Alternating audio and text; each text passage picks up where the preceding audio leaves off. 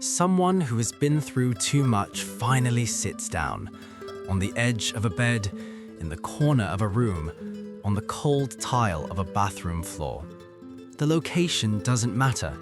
What matters is the feeling. They sit there not because their body is tired, but because their inner world has reached its capacity, like a vessel filled drop by drop until one final moment causes everything to still. And if you've ever experienced that moment even once, you know it doesn't announce itself with noise or drama. It happens in silence, as if your soul whispers, "I cannot hold all of this anymore." People who have gone through too much know this moment intimately. And the strangest part? You rarely realize you've become that person until something forces you to look inward. Someone asks, why are you so calm about things that would destroy other people? And you struggle to explain that it's not calmness they're seeing. It's not inner peace. It's the quiet fortress your inner world built when it had to process more than any single person should carry alone. It's the stillness that forms when your emotional landscape has been reshaped by storms you never invited. Most people think resilience looks like strength, but for those who have gone through too much, resilience feels more like an inner architecture, rooms you built inside yourself to store things you couldn't process yet, walls you constructed to protect the softest parts of who you are. And because of this, your inner world develops a texture others can sense, even if they cannot name it. There is a gravity to your presence, an ocean behind your eyes, a gentleness in how you hold space for others, a weight in the pause before you speak. You learn to organize your emotions into chambers your conscious mind can manage. You learn to keep functioning even when your inner landscape feels like it's being torn apart. And there's something almost contradictory about it. People who have gone through too much often appear wise, grounded, deeply thoughtful. They seem like they've found some secret to living. But if anyone could step inside their inner world for even a moment, they would discover that this depth wasn't chosen, it was carved out by necessity, not cultivated but excavated, not developed through privilege but forged through survival. Some people's inner worlds expand because they're given space to explore. Others expand because life keeps pushing them into territories they never wanted to navigate alone. When you've carried more emotional weight than you were designed to bear, something fundamental shifts in how your inner world organizes itself. Psychologists call part of this process internal compartmentalization. When someone's emotional system has been flooded too many times, it begins restructuring itself. Not elegantly, not by choice, but desperately. It creates new pathways through hypervigilance. It protects itself through emotional forecasting. It survives by anticipating pain before pain arrives. If you've ever wondered why your inner world feels like it's constantly scanning for danger, or why you rehearse difficult conversations that may never happen, or why you prepare for abandonment, even in stable relationships, this is why. Your inner world learnt that being caught off guard was dangerous, so it built watchtowers you never consciously designed. And even when you heal, even when circumstances improve, those watchtowers remain like ancient ruins in your internal landscape. People who have gone through too much develop an inner world with unique geography. They know how to read the silence between words. They know how to sense emotional shifts before they become visible. They know how to navigate around potential conflict the way someone walks around broken glass in the dark. They know what it feels like to hold others steady while their own inner world is collapsing. They know how to make themselves invisible when visibility feels unsafe. They know how to recover quickly from disappointment because their inner world never had the luxury of falling apart publicly. They develop emotional reflexes that others mistake for personality, but they're not personality traits, they're survival adaptations, internal programs written in the language of necessity. And they often begin forming early. Research in developmental psychology shows that when someone experiences prolonged emotional overwhelm, their inner world recalibrates. It becomes more sensitive to threat, more attuned to subtle patterns, more responsive to cues others don't even notice. People call it intuition, but it's not mystical, it's pattern recognition. Your inner world learned to map emotional terrain for survival. There's a tenderness in people whose inner worlds have been shaped by too much. A softness that comes from knowing pain, not as a concept, but as a lived experience. And this tenderness is often misread as fragility. But if you've lived through heavy chapters, you understand the truth. Softness doesn't grow in easy soil. It grows in difficult ground.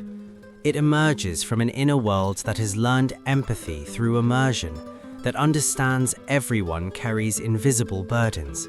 This empathy creates a paradox. You become the person who holds space for others so naturally that they don't realize no one has ever truly held space for you. You understand others because you've had to map your own inner world in ways most people never do.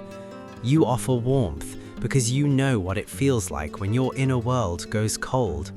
You create safety because you remember when nowhere felt safe. But beneath all that empathy lives something else: exhaustion. The quiet exhaustion that comes from maintaining an inner world that's constantly working, constantly organizing, constantly protecting. Not the exhaustion that shows on your face, but the exhaustion that lives in the depths of your being. The kind that isn't healed by rest, only by being truly understood. You become someone who can hold everything except yourself, someone who can guide others but struggles to ask for guidance, someone who offers clarity but lives with complexity. And it's not that you don't trust others, it's that your inner world learned early that depending on external stability was unpredictable. And unpredictability for someone who has gone through too much feels like the beginning of chaos. People often wonder why those who have survived the most become emotionally self-sufficient to the point of isolation. But that self-sufficiency isn't confidence, it's protection. It's the safest architecture their inner world could design. They learn to self-regulate, self-analyze, self-comfort, self-restore, not because they prefer solitude, but because solitude felt safer than vulnerability. And this creates a split. The external self appears capable, composed, stable. The inner world knows itself as tender, overwhelmed, quietly carrying more than anyone sees. And this division shapes the landscape of their inner world in profound ways. They become fluent in contradictions. They can be open yet guarded, caring yet boundaried, present yet protective, hopeful yet cautious, emotionally deep yet selectively expressive. People who have gone through too much don't avoid vulnerability because they fear connection. They avoid it because vulnerability has historically had consequences in their inner world.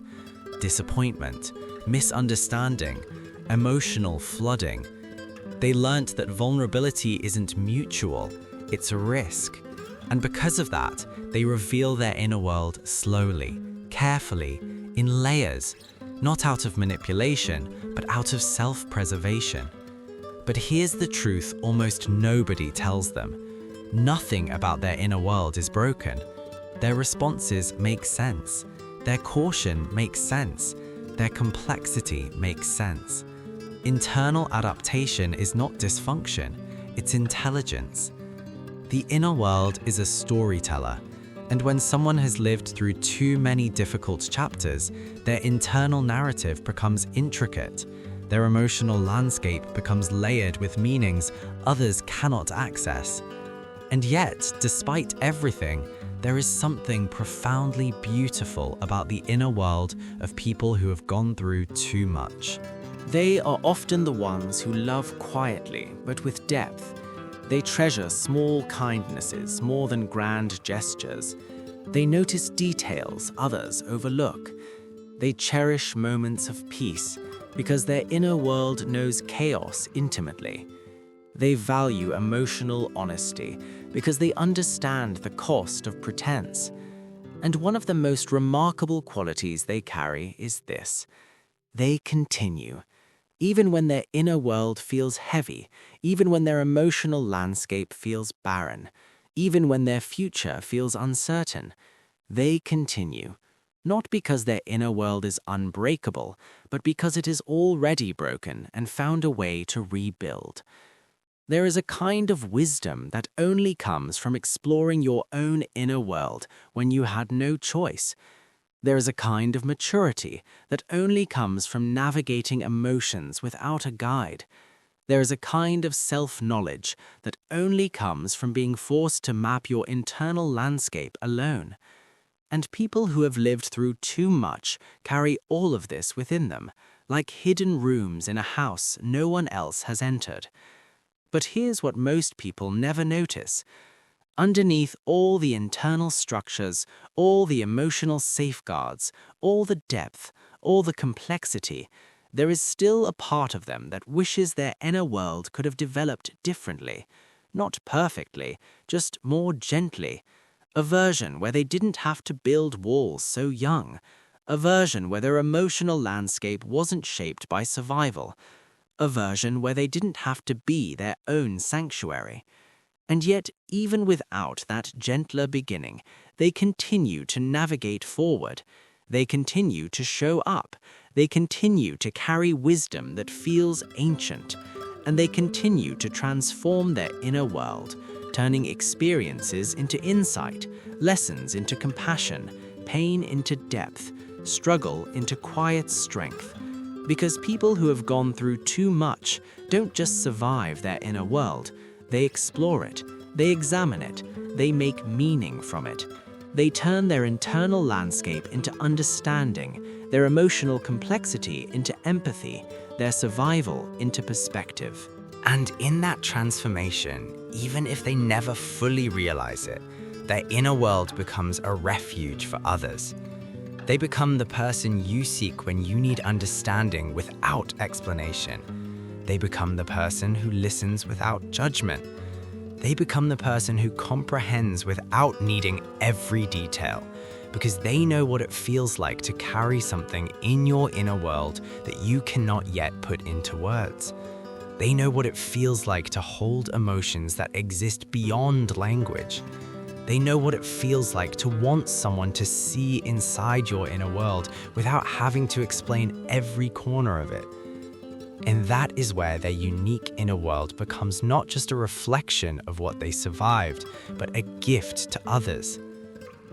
There is a moment, quiet, almost imperceptible, when someone who has gone through too much begins to realize their inner world operates differently than others. It doesn't happen suddenly. It happens gradually through small recognitions. You notice that situations that overwhelm others barely ripple your surface. You notice that experiences that excite others feel muted in your inner world. You notice that your mind is always mapping possibilities, preparing for outcomes, bracing for emotional impacts before they arrive.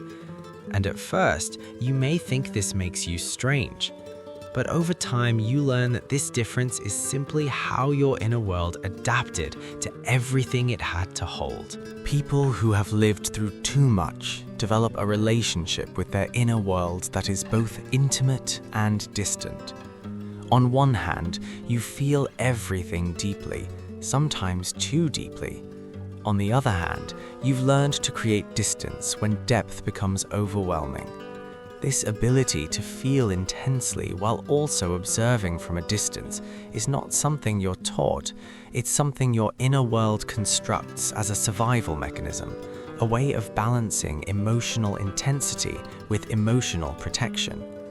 Psychologists sometimes call this internal observation, the capacity to experience empathy while protecting your core, to appear grounded while navigating internal turbulence, to remain functional while your inner world carries weight others cannot see. And this dual awareness shapes how you move through life in ways you rarely articulate. You become someone who hesitates before joy, someone who examines comfort before surrendering to it, someone who quietly asks, "Will this last?" even when things are good, not because you're pessimistic, but because your inner world has memorized the pattern that peace was often temporary. And even if circumstances change, even if life stabilizes, your inner world doesn't forget easily. It still prepares for loss, even when everything is safe. This can make relationships complex, not because you don't care, but because you care with an intensity that frightens you. Your inner world fears losing people before they're fully present. You imagine endings before beginnings settle. You apologize reflexively. You forgive readily. You silence your needs because you don't want to burden anyone. You listen more than you share. You give more than you receive. And when someone finally asks, "What do you need?" your inner world genuinely doesn't know how to answer, because you never learned to honor your needs without guilt. People who have gone through too much often develop a unique form of love in their inner world, steady, profound, quietly devoted yet cautious. You don't love impulsively, but once you do, you love with a sincerity that feels rare. You notice the subtle things. You feel the emotional undertones in someone's words.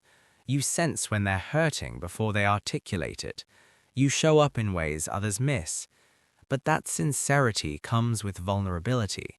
You are easily wounded, not by cruelty, but by carelessness, not by hostility, but by inconsistency, because inconsistency feels like the early warning signal of abandonment in your inner world, and abandonment, even the subtle kind, awakens old echoes in your emotional memory. And this is what many people fail to understand. When someone who has gone through too much reacts intensely to something small, it's not the present moment their inner world is responding to. It's the resonance of all the past moments when they felt unsafe, unprotected, unseen. Their inner world responds to patterns, even when the present is harmless. Their emotions shift based on associations formed long before they had language for them. But instead of explaining this, they stay quiet. They hide their triggers. They mask their responses.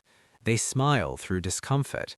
They prioritize external harmony, even when their inner world feels chaotic, because they fear being misunderstood.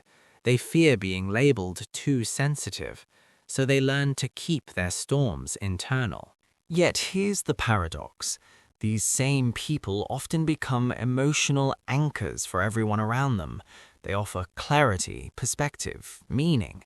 They are the ones friends turn to with their deepest fears and rawest emotions, and they hold those emotions gently, compassionately, without judgment, because they understand.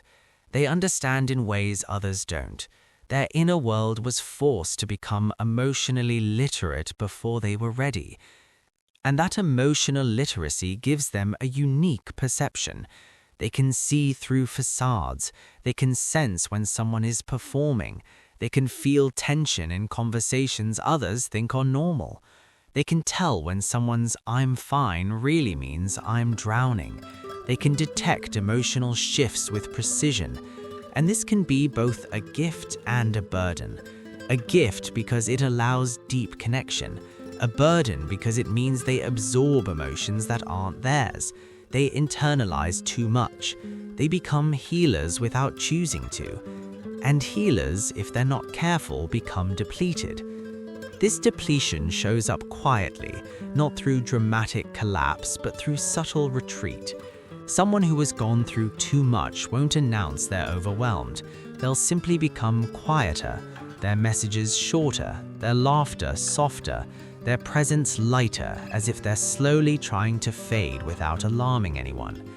And when someone asks if they're okay, they smile and say, "I'm good," because they don't know how to explain the complexities swirling in their inner world. They don't want to feel like a burden. They don't want to be misunderstood. They don't want to relive emotions by articulating them. So they keep it all inside. But there is another dimension to people like this, a dimension that is strong in a way others cannot comprehend. Not loud strength, not visible strength, but the kind that endures, the kind that continues even when tired, the kind that keeps showing up even when life hasn't shown up for them. Their inner world has survived too many emotional winters to fear the cold. They've navigated storms without shelter. They've rebuilt their internal landscape more than once. And that gives them something rare, inner resilience. Not resilience that looks heroic, resilience that looks ordinary. The resilience to wake up again, to try again, to trust again, to love again, even when it terrifies them, even when they've been hurt, even when their inner world whispers that isolation is safer. Because deep down, people who have gone through too much still desire connection. They still crave understanding. They still want gentleness. They still dream of a life where their inner world doesn't have to be so vigilant. And it's this hope, small, quiet, but persistent, that keeps them moving forward. But hope alone isn't what shapes their inner world. What truly shapes it is how they reflect on their experiences. They don't just survive pain, they interpret it, they examine it, they transform it into understanding. They search for meaning even in their most difficult internal chapters. They find lessons in loss, clarity in confusion, growth in heartbreak. And this creates an internal worldview that is both fragile and powerful. Fragile because it's built from real wounds, powerful because it generates real wisdom. Wisdom that makes them patient, wisdom that makes them empathetic, wisdom that allows them to perceive life from angles others cannot access. They understand that people are layered, that emotions are complex, that everyone has an inner world they're navigating. And this perspective makes them forgiving, not from weakness, but from comprehension. They know people act from their own wounds, that hurt people sometimes hurt others, that healing is not linear, that boundaries are necessary, but compassion is essential. But there is one more element to their inner world that often goes unnoticed. They carry invisible grief. Not always the grief of losing someone external, but the grief of losing versions of themselves. The version who trusted easily, the version who felt light, the version who wasn't afraid of uncertainty, the version who believed everything would work out without constant vigilance. This grief doesn't destroy them, but it shapes them. It makes them quieter, more intentional, more reflective, more introspective. It makes them treasure moments others take for granted.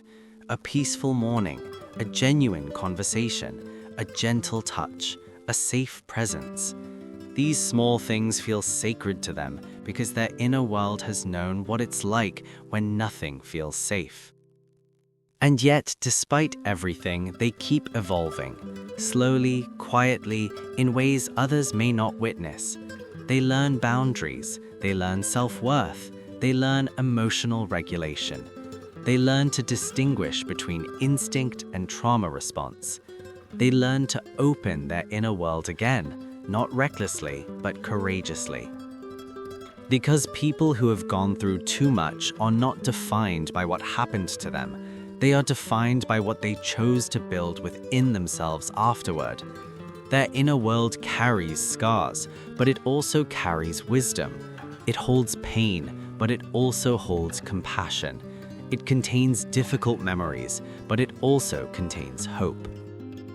And the more they understand their own inner world, the more they realize something liberating. They are not fragile. They are not weak. They are not damaged.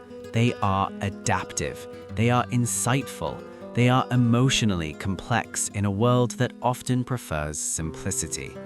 They are sensitive in a world that often rewards numbness. They are reflective in a world that often embraces reactivity. Their inner world is not a battlefield. It is a testament to everything they survived, a testament to everything they learned, a testament to the depth that can develop when life refuses to be gentle.